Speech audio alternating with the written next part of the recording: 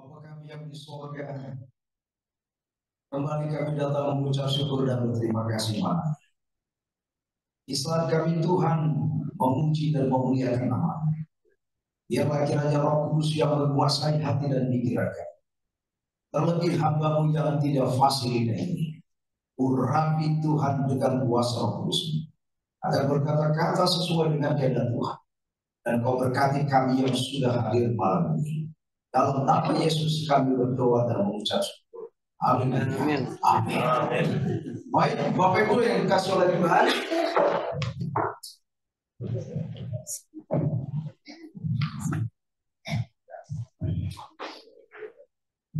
senang sekali malam ini kita bisa bertemu kembali, dan saya melihat kehadiran kita malam ini sangat banyak, dan kita percaya bahwa Tuhan masih memberkati dan menyertai kita. Amin.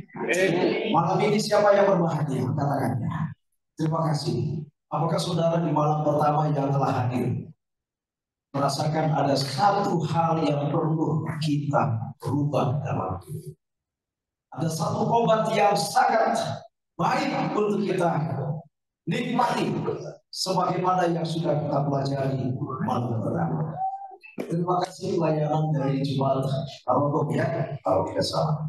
Dengan hari pujiannya, Tuhan memberkati dan tetap semangat karena nama Tuhan yang kita muliakan. Bapak Ibu saudara-saudara yang dikasih oleh Tuhan, malam ini saya mengambil satu judul, nyala yang tak pernah padam. Ada pertanyaan-pertanyaan mungkin dari judul ini. Tidak apa-apa, Pak, itu panggilan saudara. Itu masih bersyukur kita, masih gimana kalau pas berdoa ada panggilan. Ya. Tapi puji Tuhan saudara-saudara, itu mengingatkan kita tentang waktu. Dan malam ini juga saya akan bawakan kembali sambungan dari yang malam pertama mengenai nyala yang tak pernah padam. Mari kita buka Alkitab kita, apa yang kau miliki boleh kita buka malam ini. Saya tidak menggunakan slide. Saya ingin kita menggunakan apa yang saudara bawa dari rumah. Alkitab maupun handphone yang ada isinya. Kita buka dalam Keluaran pasal yang ke-14.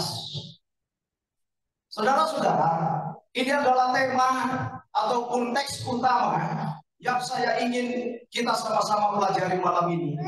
Sekalipun mungkin ini sesuatu yang sudah sering saudara dengar, tetapi ini adalah sebuah gambaran kepada kita. Bagaimana saya sebagai umat pilihan, sebagai anak-anak Tuhan, kita perlu melandaskan kepercayaan kita kepada Tuhan. Saudara-saudara, jika saya bertanya kepada saudara malam ini, pernahkah Anda merasa memiliki jalan buntu? Tidak ada solusi, tidak ada satupun pertolongan. Semua pintu tertutup. Adakah di antara kita malam ini yang pernah mengalami seperti yang saya sebutkan? Ketika dia meminta pertolongan, pertolongannya tidak ada.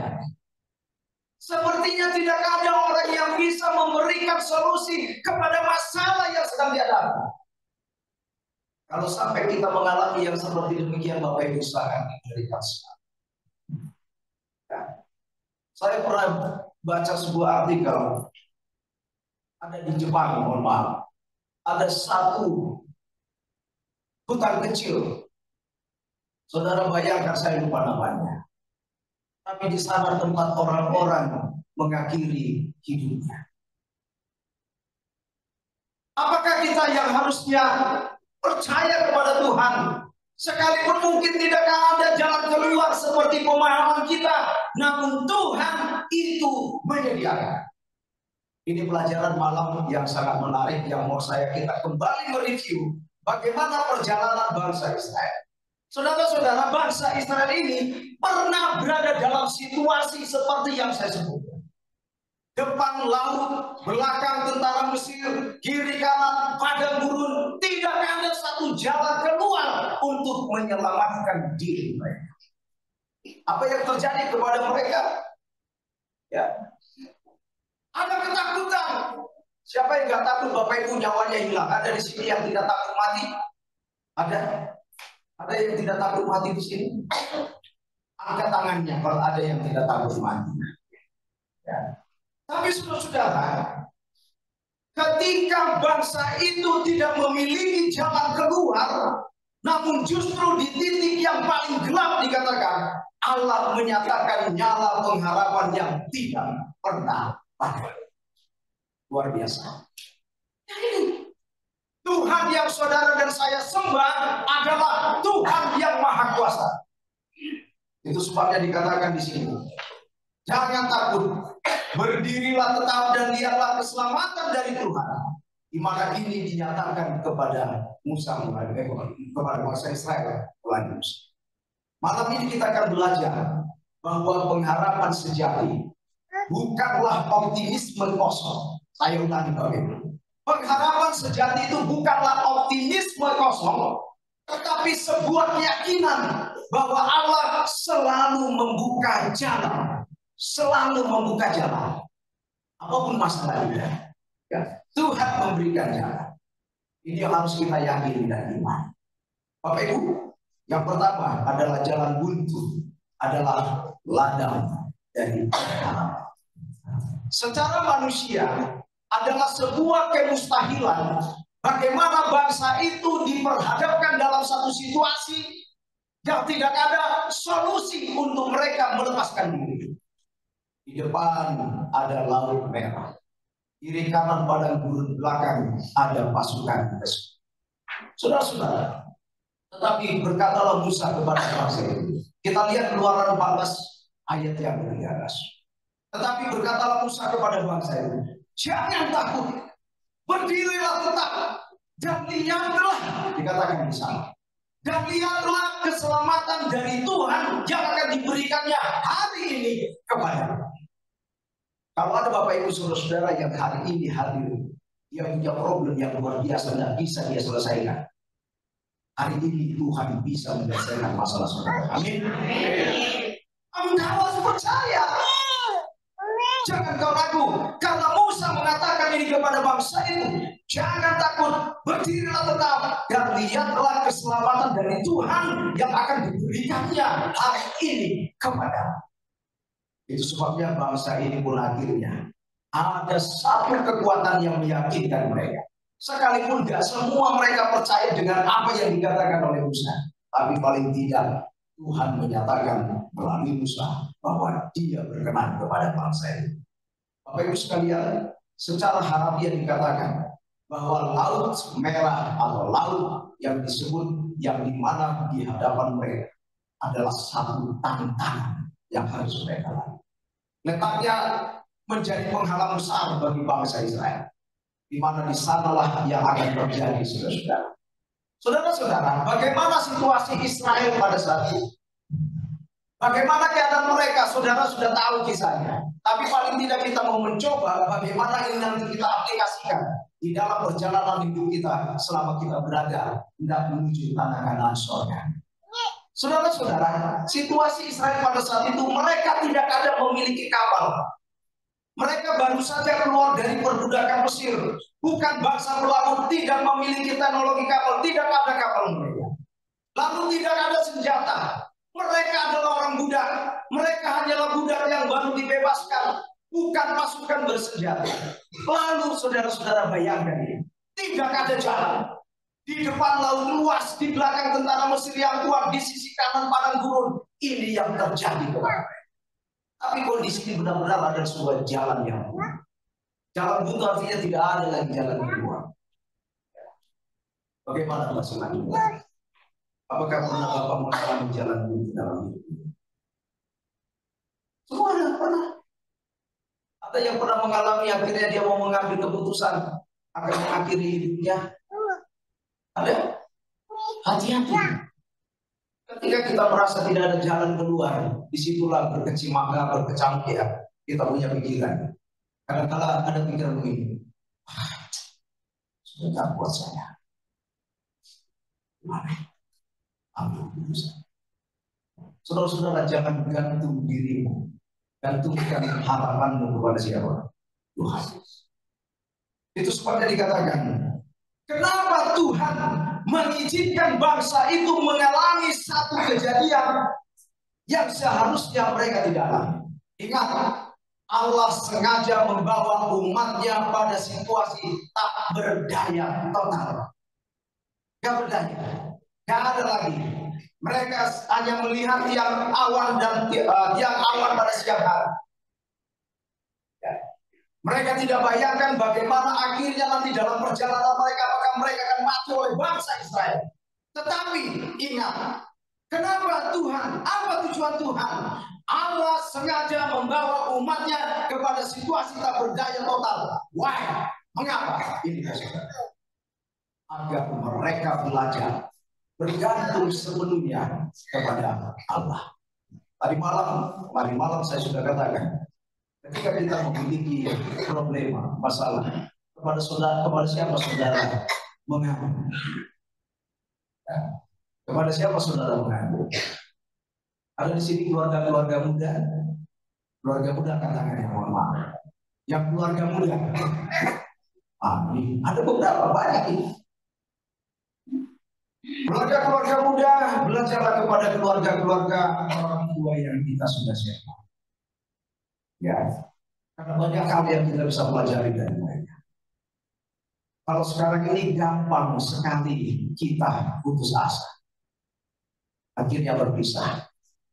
Saya ingatkan Bapak Ibu, bagi kita, masalah terbesar di dalam rumah tangga bukan karena kita itu orang yang nggak bisa melakukan sesuatu untuk kebaikan. Masalah terbesar adalah ketika komunikasi sudah tidak baik, itu awal dari segalanya. Kalau ada masalah, lalu seorang istri ngadu kepada mamanya. Repot Bapak Ibu kalau istri suka ngadu kepada mama. Nah ini serius.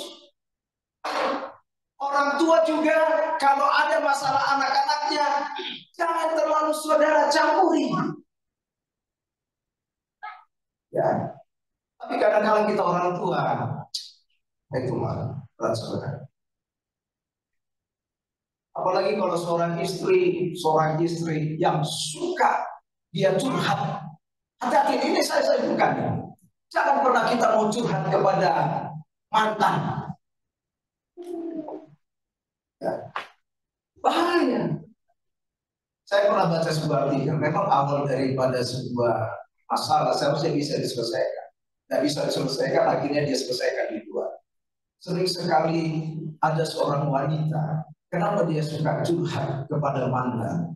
Karena dia masih lagi bisa move on sebenarnya dari masalahnya. Itu sebabnya kalau saudara pernah melakukan hati-hati, jangan sampai terjadi. Jangan sampai kau keluarga muda curhat kepada mantan pacar. Lalu nanti jawaban dari mantan itulah kan udah bilang kamu kalau aman kamu pasti kau bahagia. Habis selesai. Loh, ini fakta, ini kehidupan realita. Jadi akhirnya dia nyaman ketika suami dan istri berantem, bahasa kasar tapi apalah istilahnya. Ada selisih paham, dia nggak nyaman lagi cerita kepada yang lain, dia cerita kepada teman yang dulu pernah dia rasa nyaman. Justru akhirnya itu yang membuat nanti akhirnya tidak bisa selesai. Bahaya, Bapak Ibu sekalian, bangsa Israel, mereka memiliki masalah. Masalah terbesar adalah mereka ingin menyelamatkan nyawa mereka dari kejaran daripada pasukan Mesir. Dan solusinya tidak ada. Tapi solusi dari Tuhan dikatakan agar mereka belajar bergantung sepenuhnya kepada Allah. Itu sebabnya selalu saya bilang, kalau ada keluarga muda yang konseling kepada saya, selalu saya katakan, kalau kamu punya masalah, jangan kau curhat kepada ibunya mama. Kalau kau punya masalah, jangan kau curhat kepada mantan. Selalu saya katakan dalam konseling, kalau waktu kamu masih belum dengan dia, udah berapa kali kamu punya mantan? Bagaimana? Oh, belum ada Pak Pendeta. Bagus. Laki-lakinya bertanya lagi, kamu Ketika belum bertemu dengan si A ini, si dia, berapa kali kau bertemu, berapa pacar, berapa mantan? Itu saudara. Ada 4. Serius kau? Pasti itu kurang itu. Ada sekian Pak Pendeta. Ada yang sudah pernah kamu menyatakan sesuatu kepada dia, atau pernah kamu buat begini-begini kepada dia? Gak ada Pak Pendeta. Oh iya, kita bicara di hadapan Tuhan. Saya bilang, jangan nanti ketika kau diberkati lalu datang dari belakang sana, ya Pak Pendeta, dia belum bisa diberkati. Ini kan, ini anaknya. Oh, saudara, kalau itu sebabnya hati-hati. Ya, jangan sampai masalah yang seharusnya tidak jadi masalah menjadi masalah. Makanya saya bilang kepada orang muda, saya selalu ingatkan, ya, jangan sampai saya bilang kepada anak saya, Andrew, Papa tidak larang kamu berteman dengan siapapun, mau etnis apapun itu. Saya sepakat tahu apapun, Jawa apapun, tidak ada masalah Papa. Tapi dia bisa seiring dengan segala dengan yang hormat. Tapi ingat, saya bilang, jangan sampai kamu rusak anak orang. Aib kepada saya sebagai ayahmu seorang pendeta. Kalau sampai itu terjadi, saudara-saudara, ada penekanan-penekanan yang harus ditekankan kepada anak, supaya jangan sampai aib terjadi dalam keluarga. Saudara-saudara, kenapa Tuhan mengizinkan ataupun membawa umatnya dalam situasi tak berdaya total? Dia ingin supaya kita belajar bergantung sepenuhnya kepada Allah. Lalu apa lagi? Agar kuasa Allah nyata dan tidak ada yang bisa mengambil kemuliaannya. Itu sebabnya dikatakan, kalau bangsa Israel pada waktu itu, jika ada kapal mereka bisa berkata, kami bisa selamat oleh karena kami memiliki perang. Atau jika mereka memiliki senjata, mereka katakan, kami bisa selamat oleh karena kami bisa menang karena kekuatan kami. Ya, itu bisa saja. Tetapi ketika tidak ada jalan sama sekali, hanya Allah yang bisa membuka jalan. Saudara-saudara, semua kita punya perjalanan hidup yang suka dukanya banyak. Ya. Saudara, saya pernah di Jemaat Kemang, saya sudah sampaikan misalnya. Siapa di sini pernah saudara? Gak ada lagi beras untuk saudara makan. Ada? Angkat tangannya. Tidak ada kan? Kami ternyata dalam pelayanan kami. Tapi ada satu hal yang saya tidak bisa pungkiri pada saat ini. Bagaimana Tuhan menuntun orang-orang banyak yang akhirnya memberikan kami kesempatan untuk bisa makan nasi. Dalam pelayanan satu desa. Saudara, menariknya adalah ketika kami menyampaikan segalanya kepada Tuhan, karena ini dalam konteks pelayanan. Karena kami ada pada waktu ya istri saya syukurlah ya, dalam keadaan yang suka duka kami alami tak ada bersyukur kalau gitu ya suka memberi apa yang ada bisa diberi, dan akhirnya memang kita tidak memiliki apa-apa, dan ternyata Tuhan menjawab doa. Saudara-saudara, pada waktu itu kami di satu desa yang paling ujung. Kami itu bersama dengan Ibu Pendeta mengajar anak-anak yang bukan Advent pada waktu itu. Ada 40 lebih anak-anak mulai dari kelas 3 SD ya sampai kelas 6 di rumah panggung yang besar. Kami mengajar mereka untuk, karena tidak tahu bahasa Indonesia, bahasa Barat, tapi kami ajar bahasa Inggris. Lain, tapi bahasa Inggris yang sederhana. Ada waktu. Saudara-saudara, sampai kami melakukan pelayanan, kami tidak ada meminta apapun. Kepala desanya sampai dia bilang bahasa Barat, "Apa di tanami, onui, abang adalah yang dikasih oleh anak-anak ini. Oh tidak, kami datang ingin mencerdaskan anak-anak ini. Saudara-saudara, bayangkan, kadang-kala ibu pendeta apa yang ada di rumah dia masak dulu. Bumbu yang ada dia rebus, dibikin lapet, dia bagi-bagi. Nanti pertemuan kami setiap hari yang sudah ditentukan, sampai mulai dari jam 6 sore sampai jam 8 atau tengah 9 malam. Karena mereka sore baru bisa bangun lagi ikut kepada orang tua. Jadi sore sampai malam. Bayangkan mereka pulang malam itu jalan kaki pakai over. Nikmat sekali. Tapi saudara-saudara, karena ada seperti itu, maka berkuranglah yang ada mereka. Tapi nikmatnya di situ bisa disediakan dan bisa dinikmati. Tapi puji Tuhan, pengalaman yang kami rasakan adalah ketika kami tidak memiliki apa-apa, justru Tuhan menggerakkan mereka untuk bagaimana supaya kami survive. Saudara-saudara, itu satu pengalaman yang bagi saya tidak ada perasaan kami untuk bersungut-sungut dalam pelayanan. Karena kami menikmatinya, maka Tuhan juga menggerakkan mereka. Saudara bayangkan ada sebuah kesaksian dari mereka ketika mereka sudah SMP ke salah satu desa yang namanya Borgol. Lalu mereka masuk sekolah, baru ini masuk sekolah murid hari pertama. Belajar bahasa Inggris mereka. Padahal yang kita cari masih standar, karena di situ belum ada belajar bahasa Inggris. Berdirilah semua mereka disuruh gurunya. Siapa yang bisa membaca bahasa Inggris ABC? Semua mereka yang kita cari. Lalu ditanya, siapa dari kamu? Dari mana kalian kamu? Atau bisa ditanami? Pendeta Advent adalah sasaran sekolah. Jadi saksi. Dan akhirnya saya diminta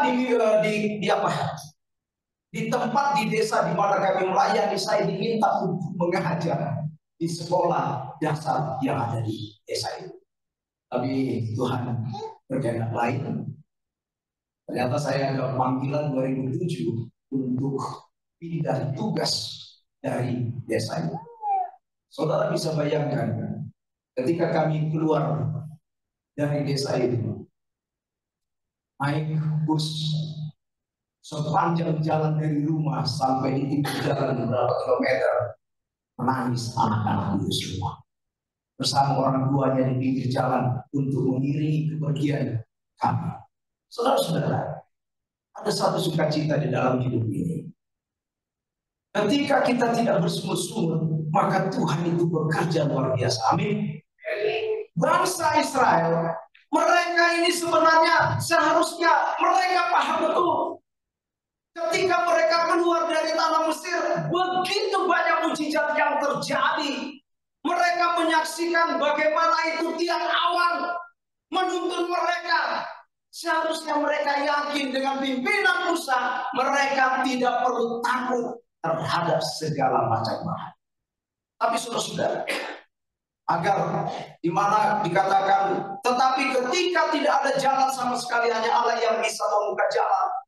Agar iman mereka ditempah, keiman sejati lain di titik ketidakmungkinan manusia. Bayangkan, tidak pernah kami bayangkan Bapak Ibu sekalian, tidak ada yang menggerakkan anak-anak itu 40 lebih, hampirlah 50.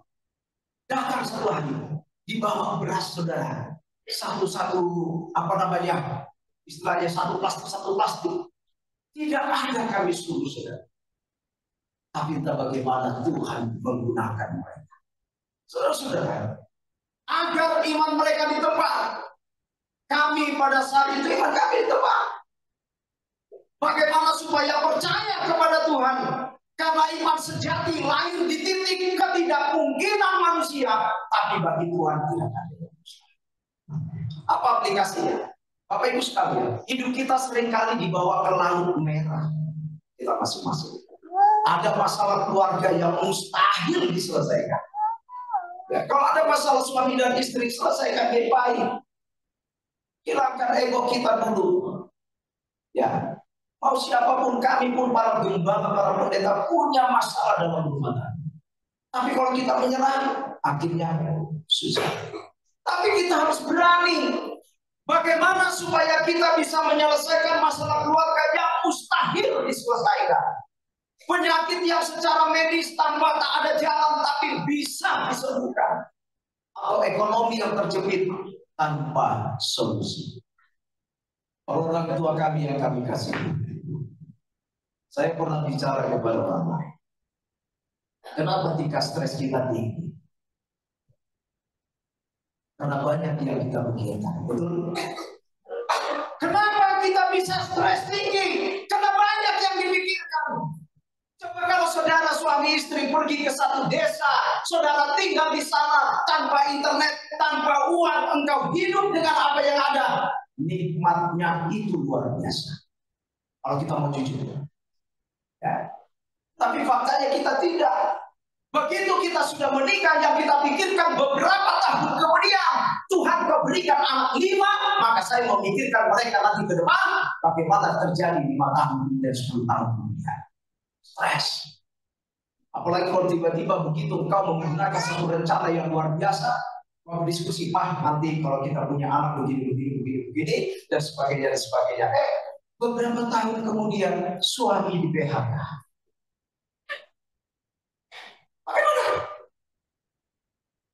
Coba kalau sekiranya kita sudah rencanakan baik saudara, tapi tiba-tiba suami di PHK. Ngeri tidak? Ngeri. Bapak Ibu, tabungan kita yang ratusan miliar itu kalau nggak ada pemasukan habis. Ya, ngeri. Makanya hati-hati, jangan sampai kita gagal oleh karena kita tidak memahami maksud. Saudara-saudara, di situ Allah ingin menunjukkan, dikatakan, di mana manusia berhenti, di situ kuasa Allah mulai bekerja. Ketika engkau tidak bisa berbuat apa-apa, yakin aja kepada Tuhan, Tuhan, saya sudah nggak bisa lagi bergerak sama sekali. Tuhan, saya nggak bisa lagi buat anak-anak saya hidup dengan baik, tapi saya percaya Tuhan akan bisa memberikan yang terbaik. Bagaimana perasaan orang tua kami kalau anak-anak saudara nggak sekolah? Bagaimana? Ada perasaan bagaimana orang tua kami kalau anak-anaknya nggak bisa sekolah? Sedih. Ketika anak itu, Pak, aku mau kuliah, tapi kita tidak mampu untuk memuliakan anak itu. Apa yang terasa di dalam diri? Maulah kita Batak, kalau kita orang Batak, ada istilahnya marhuihoy ya, demi apa? Iya. Bersakit-sakit, tapi begitu sukses anaknya, lupa dia sama mama. Ini berat ini Pak. Jadi kita sebagai anak kadang-kadang tidak tahu diri, mohon maaf ya. Mohon maaf. Ketika mamanya yang sudah tua menyekolahkan dia, mendidik dia, dikuliahkan tempat perguruan tinggi yang terbaik, sukses, tapi dia lebih sayang kepada pacarnya daripada kepada siapa? Mamanya. Betul, saya bilang betul. Nah ini kita harus dari hati ke hati, supaya kita sebagai seorang anak ingat, ibumu lebih berharga daripada yang akan kau temani. Tapi ketika kau sudah bersama dengan dia, memang dia harus kau jaga, tapi mamamu juga harus tetap kau jaga. Kecuali papa mama sudah tidak ada, lalu istri yang lebih apa? Bayangkan, kalian kalau kita orang muda membayangkan mama kita yang contohnya Singapura, cuma tinggal mama yang menyekolahkan. Sampai tamat sudah kuliah, tamat. Tahu nggak kalian dari mana duit orang tua itu untuk menyekolahkan? Kau nggak tahu bagaimana dia menangis setiap hari, mencari, nggak ada duitnya, Mas cari. Hanya demi kau bisa sukses dalam pendidikan. Tapi begitu engkau mencapai karirmu, engkau mencapai pendidikan yang terbaik, kenapa kita sepertinya lupa kepada seorang ibu? Orang di WA ada di sukun, enggak semua dia orang jawab anak-anak itu nggak pernah panjang, saudara. Baik, sudah. Ada rindu seorang ibu. Kami juga punya problem sekarang ini. 2 anak kami dipunai. Aduh. Telepon dulu si Peciaris. Kalau anak laki-laki langsung cepat itu. Tidak ya. Kalau anak kami laki-laki yang cepat langsung. Kalau anak perempuan itu yang susah. Di WA nanti 2 hari baru dijawab. Ya. Ayo, orang tua kami pasti mengalami seperti itu. Ya. Tapi Bapak Ibu sekalian, yang ini mau saya sampaikan di sini juga adalah bagaimana supaya kita ketika Allah menunjukkan di mana manusia berhenti, di situ kuasa Allah mulai bekerja, Ketika engkau tidak bisa berbuat apa-apa lagi, engkau berhenti, di situlah engkau imani Allah itu sudah mulai bekerja. Ingat, jadi secara manusia mustahil bukan akhir ya. Mustahil itu bukan akhir, tetapi itu adalah panggung bagi mujizat Allah. Panggung untuk kita menantikan mujizat Allah. Ya, saudara. Saya dalam hidup saya banyak mujizat yang saya syukuri. Kalau saya ceritakan, gak enak juga karena kalian juga pasti punya mujizat dalam perjalanan hidup saudara.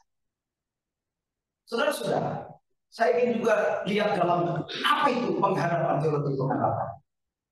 Dalam Yeremia 32:27, mari kita sama-sama Alkitab saudara. Sesungguhnya aku Tuhan Allah segala makhluk, adakah sesuatu apapun yang mustahil bagi? Tidak ada. Percayakah saudara dengan Tuhan? Percaya? Jangan ragu, jawab. Percayakah saudara dengan Tuhan? Yang tidak kelihatan, sekalipun gak kelihatan, tapi saudara beriman percaya bahwa Dia memiliki kuasa. Percaya? Ingat dalam Yeremia 32:27, sesungguhnya akulah Tuhan Allah segala makhluk, adakah sesuatu apapun yang mustahil? Apa itu dikasih oleh Tuhan? Adakah sesuatu yang mustahil bagimu? Kata Ibrani Allah itu adalah ajaib, sulit, mustahil, melampaui kemampuan manusia. Ini dipakai menggambarkan perbuatan Allah yang luar biasa melebihi batas logika manusia. Saya pernah baca buku tulisan-tulisan permulaan. Senang sekali saya membaca buku. Di sana dikisahkan tentang bagaimana keadaan manusia setelah bersama dengan Tuhan. Jadi Allah sedang menegaskan tidak ada sesuatu pun yang terlalu sulit atau mustahil baginya. Kalau kita punya masalah dalam rumah tangga, apakah terlalu sulit kalau kita bisa memperbaikinya? Tidak. Kenapa tidak bisa kita perbaiki? Karena ada ego kita yang tinggi dan kuat menghalangi, jadi ada barrier atau artinya ada penghalang. Coba kalau sama-sama kita saling mengakui dan minta maaf. Memang kalau anak kita bata, orang kita bata, susah romantis. Ya, susah romantis. Ya, susah sekali nih orang kita Batak romantis. Kalau jalan pun kita berdua, setiap tidak mau enak orang tua kami. Ketika kita jalan pun di trotoar, mana tuh mas tangan. Pada tujuan yang pegangan tangan supaya tidak ke kiri, ya, supaya tetap berjalan. Ya. Tapi kadang-kadang kita juga harus akui, orang hitam, orang Batak ini. Kalau boleh laki-laki juga jalan di depan atau dia di belakang. Kalau nyebrang saudara-saudara, dia kira orang muda kami tanya itu orang tua, Pak, kalau kalian nyebrang di jalan, kemana kalian menyebrang? Coba ditanya. Nggak ada dipegang itu tangannya. Mau ditangkap hello masih. Ya kita nggak tahu ya. Ya. Tapi orang muda sekarang bagaimana? Orang muda sekarang, ayo. Orang ngabdong-ngabdongan masih berteman-teman, pacaran, sudah enjoy tangan pegang. Kalau saya, ya, hati-hati saya,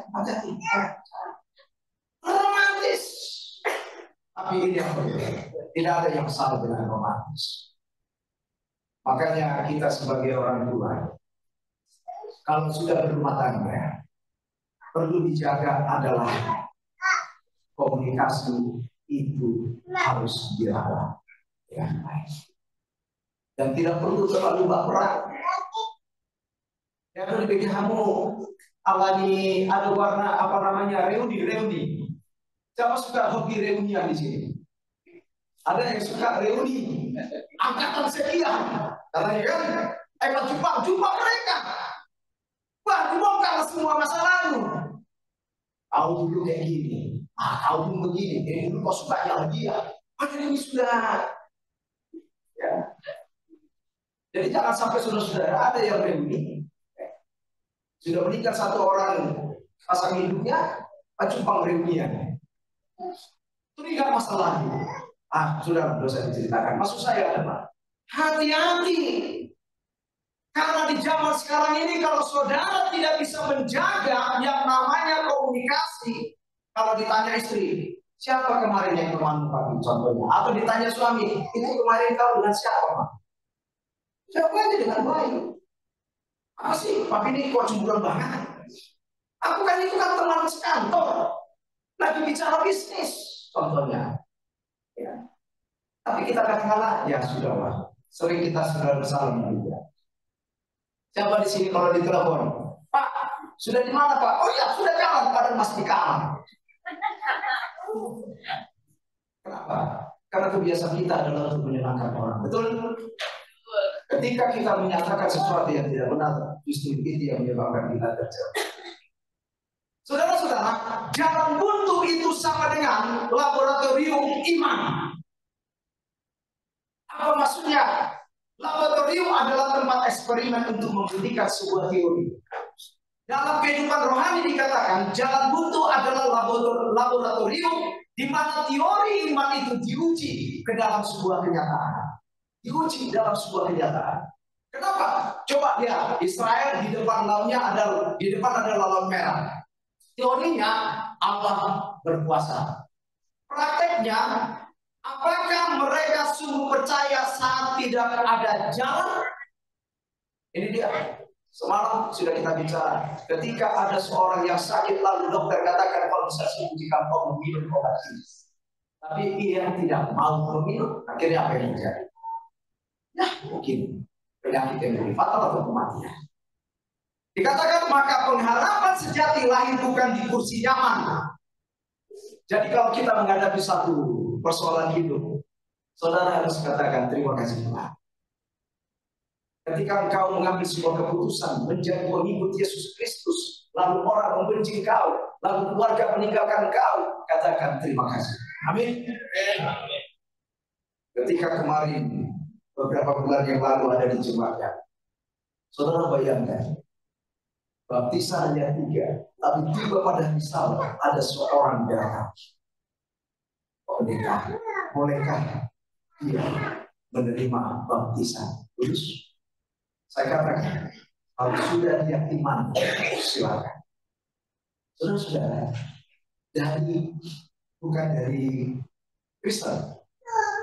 Tapi ketika sudah selesai, lalu beberapa saat ketemu, saya ketemu dengan beliau, bagaimana apa yang terjadi, ya Bapak Pendeta, keluarga begini, kamu masih kuat?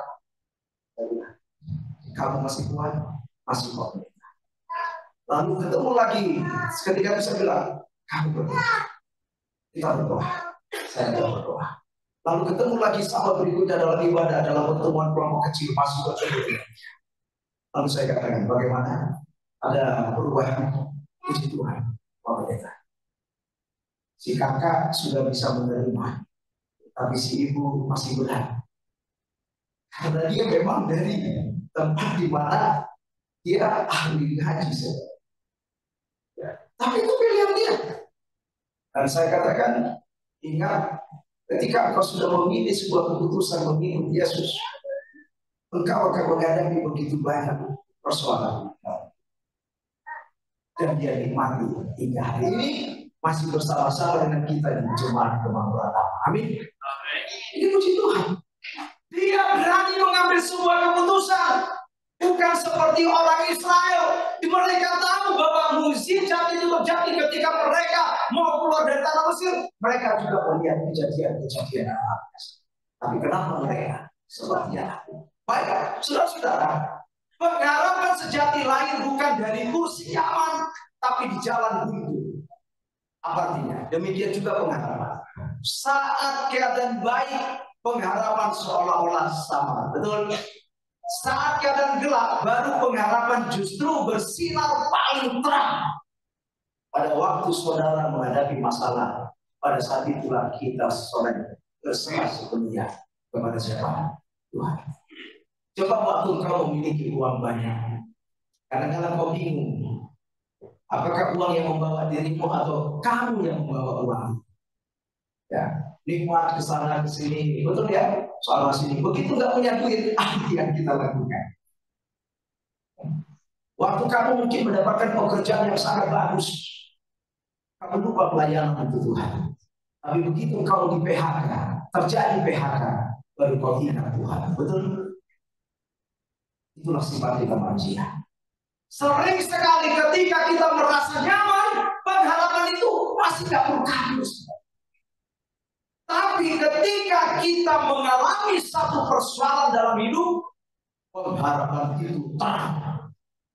Karena setiap hari saudara berdoa minta Tuhan beri petunjuk. Tuhan sudah memberikan ini lamaran. Tuhan tolong supaya lamaran ini segera diterima. Banyak hal yang akan kita minta. Saudara-saudara, jalan buntu hari ini bisa menjadi pintu mukjizat. Ya, untuk besok. Saya mau ingatkan ini. Jangan ukur Allah dengan masalahmu. Ukurlah masalahmu dengan kebesaran Allah. Amin. Ya, masalah kita ukur dengan kebesaran Allah. Dia akan kasih solusi. Dia berikan jawaban. Kamu orang muda yang orang tua gak bisa menyomalkan dirimu. Berdoa, percaya kepada Tuhan. Tuhan akan berikan kau nanti kuliah dengan memberikan apa? Memberikan mungkin dari beasiswa dan sebagainya. Atau ada orang baik yang dituntut oleh Tuhan untuk menyomalkan diri. Banyak kejadian seperti itu. Tapi kalau ketika kau tidak percaya, tidak yakin, maka hidupmu juga akan seperti itu. Ya. Apa kesimpulan teologinya? Pengharapan bukan optimisme kosong, melainkan iman kepada Allah yang tidak terbatas. Jalan buntu adalah laboratorium iman, tempat di mana pengharapan diuji. Seperti lilin kecil yang justru terlihat jelas dalam kegelapan, pengharapan bersinar paling terang di tengah keputusasaan. Saya pernah hampir putus asa. Saya sudah sampaikan di Jumat kemarin. Ketika kami tamat, 16 diterima, 16 tidak diterima. Salah satu yang tidak diterima adalah saya. Sedih Bapak Ibu, sedih. Tapi apa yang saya alami dari kejadian ini? Justru saya berterima kasih kepada Tuhan. Pengalaman saya 3 tahun sebelum diangkat jadi indeks. 3 tahun saya belajar lagi merendahkan diri. 3 tahun di Sumatera Utara. Dan saya percaya Tuhan punya rencana dalam hidup saya. Sehingga saya bisa bertahan hingga hari. Karena Tuhan yang menjadi kekuatan saya. Saudara-saudara, kuasa yang melampaui logika manusia.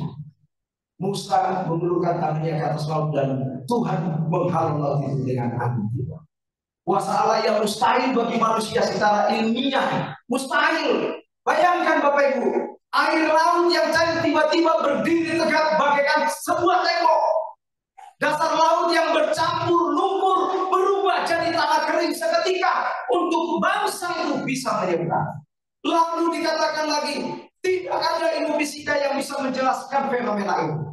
Dan ini lebih daripada angin alami, ini adalah roh Allah yang bekerja di alam ciptaan. Pesannya apa? Allah tidak terbatas pada cara-cara yang kita bayangkan. Tanda keselamatan dan penghukuman sekaligus. Kalau bagi Israel ruah ataupun nafas, jalan keselamatan. Bagi Mesir ruah membuka jalan bagi guru mereka. Bapak Ibu sekalian, saya melihat waktu kita. Saya ingin katakan di sini, arti bagaimana sebagai aplikasi, jangan batasi Allah dengan logika manusia. Jangan batasi Allah itu dengan logikamu. Karena ketika kita berkata, tidak ada cara, Allah berkata, akulah jalan. Berarti Efesus 3:20 dikatakan bagi dialah yang dapat melakukan jauh lebih banyak daripada yang kita doakan. Percaya pada kuasa Roh Kudus. Roh Kudus sanggup membuka pintu kesempatan, memulihkan hati, bahkan mengubah keadaan yang kita anggap sebuah kemustahilan. Belajar menunggu dengan iman. Itu sebabnya Bapak Ibu, kalau engkau berdoa meminta kepada Tuhan, belajar menunggu. Anggap apa yang kau minta pada saat itu sudah engkau terima. Ini tidak mudah. Tapi membuat itu harus kita yakini. Belajar menunggu dalam iman. Ayat berkata semalam-malaman artinya mujizat karena butuh waktu. Israel menunggu sepanjang malam sebelum jalan terbuka. Iman berarti percaya meskipun belum melihat. Bapak Ibu, saya yang memulai saya. Bagaimana supaya kita mempunyai ketetapan hati, tidak digoyahkan lagi. Dan akhirnya kita pulang dari tempat ini, ada perubahan dalam diri kita. Saudara-saudaraku, Allah yang sama membuka jalan bagi kita hari ini. Saya mengingatkan sebagai aplikasi dalam pribadi, ada masalah keluarga, masalah keuangan, masalah kesehatan, sering seperti laut merah. Pengharapan sejati berkata, jika Allah membuka laut, Ia juga bisa membuka jalan bagimu. Ini yang harus kita lakukan. Bagaimana dengan jemaat? Gereja mungkin menghadapi tantangan finansial, perpecahan, atau tekanan dari luar. Tetapi Allah yang sama membuka jalan untuk Israel, juga mampu membuka jalan pertumbuhan pelayanan dalam jemaat. Itu sebabnya dikatakan di sini, ada satu pengharapan yang terakhir yang mau saya sampaikan, eskatologisnya. Dikatakan dalam Wahyu 15 ayat 2, dan aku melihat seperti lautan kaca bercampur api, dan orang-orang yang telah mengalahkan binatang itu dan patung yang dibilang namanya berdiri di tepi lautan kaca itu dengan memegang cakra. Analisa simbol yang ingin saya sampaikan di sini adalah Keluaran 14 mengenai laut merah. Dikatakan laut merah itu laut yang terbelah, lambang keselamatan dari perbudakan. Jalan di tengah laut adalah lambang jalan keselamatan yang Allah ciptakan kepada bangsa Israel. Lalu air yang menutupi kembali lambang penghukuman kepada siapa? Musuh. Saudara-saudara, kita kaitkan secara kronologisnya ke dalam Wahyu pasal 15 ayat.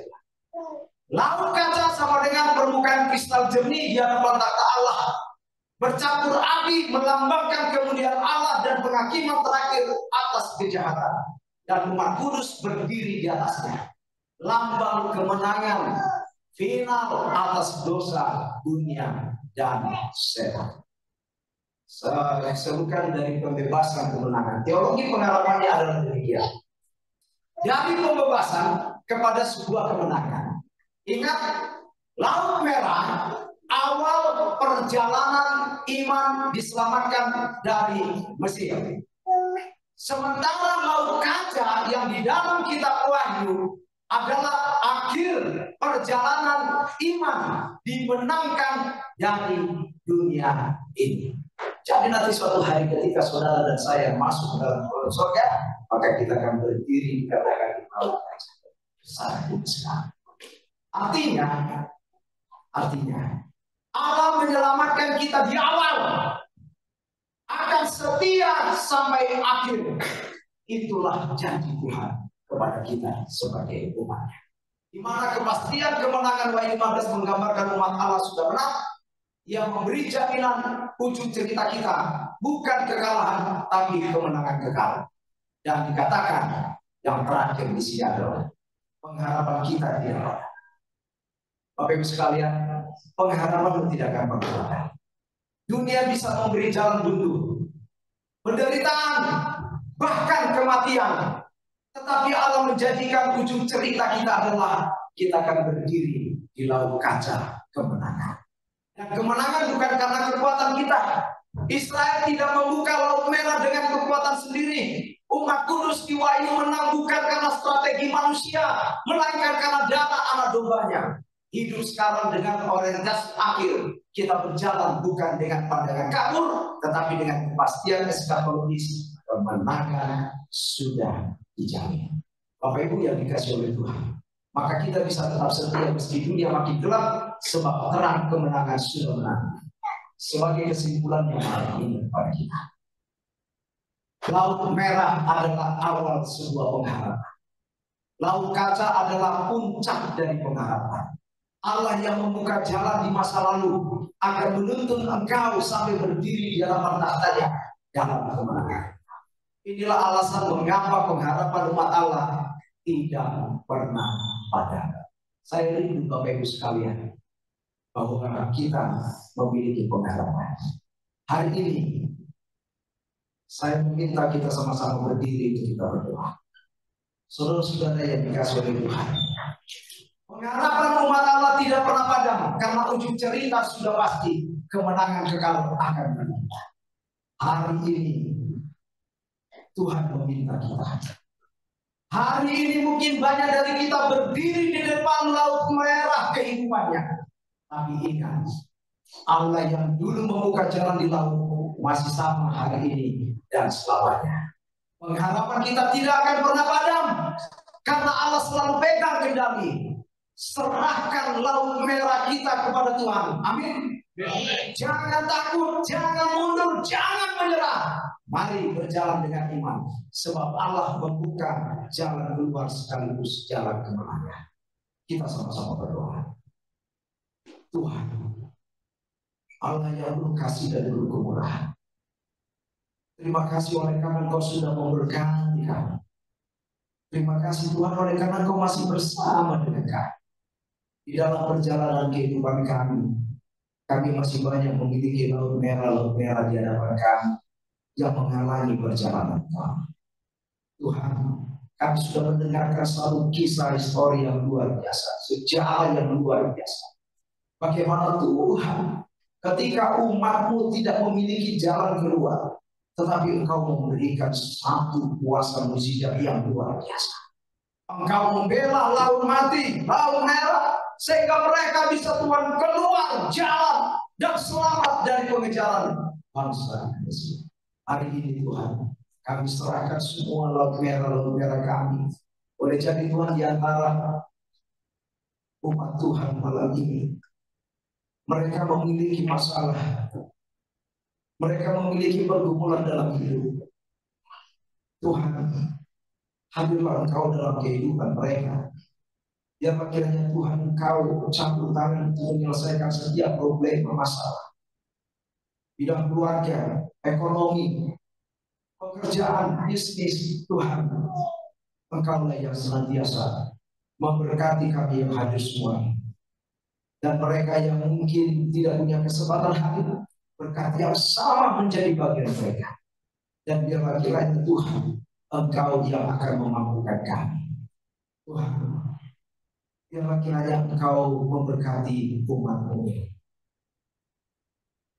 Ketika hamba mengangkat tangan yang tidak kelihatan itu yang berkuasa, izinkan Tuhan kami menerima berkat. Tuhan memberkati Engkau dan melindungi Engkau. Tuhan menyinari Engkau dengan wajah-Nya dan memberikan kasih karunia. Tuhan kiranya menghadapkan wajah-Nya terhadap Engkau dan memberikan damai sejahtera.